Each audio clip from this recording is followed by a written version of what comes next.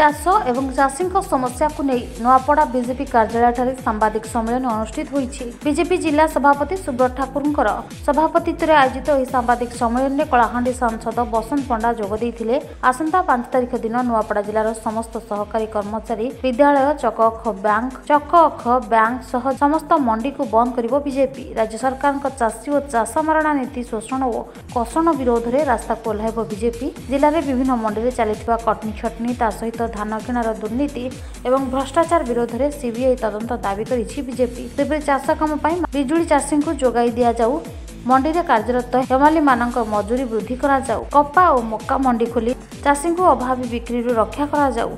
बोडेन और सीनापाली अंचल जलसेचन उदंती बेरेज निर्माण करा जाऊ। दीर्घ 24 वर्षर स्थान अपारग और निष्क्रिय सरकार जो सरकार चाषी और चाष और चाषी मारणा नीति शोषणकरण नीति को विरोध करी आसंता 5 तारिख में जिला चक अख कार्यालय बंद डाकरा देइछि बीजेपी।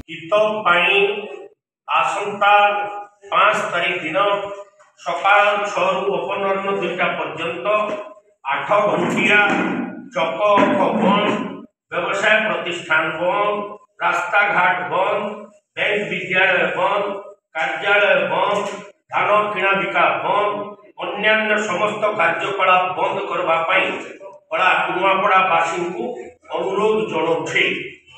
ये बंद रे समस्ते सामिल हो, कारण राज्य सरकार चाष और चाषी मारण नीति शह शह कोटी टंकार दुर्नीति एवं भ्रष्टाचार शिकार कर चली चाषी को कौन जगार कौन व्यवस्था कौन अनुष्ठान प्रोड्यूसर केबे भी क्षतिग्रस्त हुए नहीं।